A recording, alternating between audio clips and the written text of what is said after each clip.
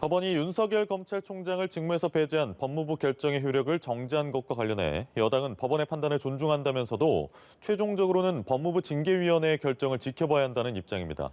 야권은 추미애 장관을 즉각 경질해야 한다면서 파상 공세를 펼치고 있는데요.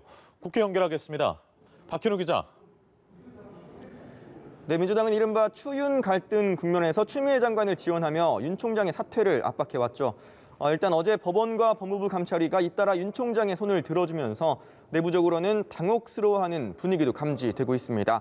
그럼에도 법원 판결 이후 처음으로 열린 당 회의에서 이낙연 대표는 검찰개혁의 필요성을 다시 한번 강조하면서 전열을 가다듬었습니다.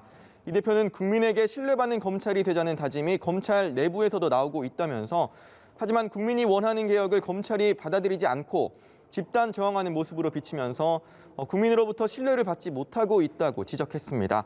이 대표는 결연한 의지로 검찰개혁을 계속해 나가겠다고 강조했는데요.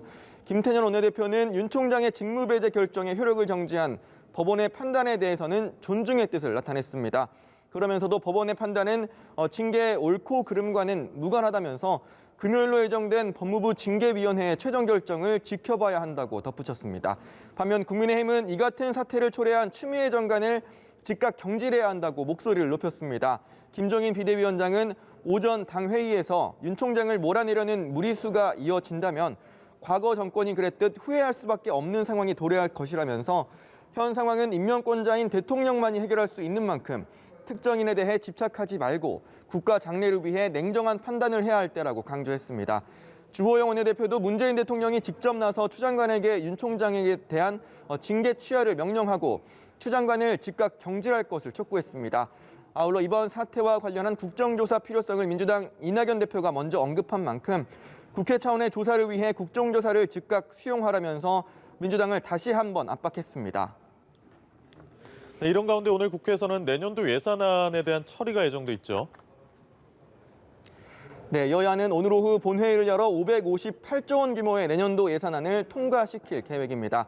당초 556조 규모였던 예산안은 여야의 막판 협상 과정에서 깎을 건 깎고 3차 재난지원금 지원과 코로나19 백신 확보를 위한 예산 등은 반영하면서 총 2조여 원 늘어나 558조여 원 규모가 됐는데요. 여야는 당초 이 같은 내용의 합의안을 오후 2시 본회의를 열어 처리한다는 계획을 세웠었습니다.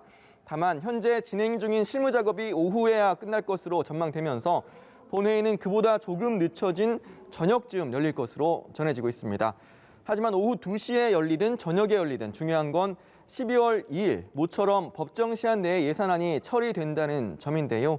여야 합의로 예산안이 법정 시한을 지켜 처리되는 건 국회 선진화법 시행 첫 해인 2014년 이후 6년 만입니다. 지금까지 국회에서 연합뉴스 TV 박현우입니다.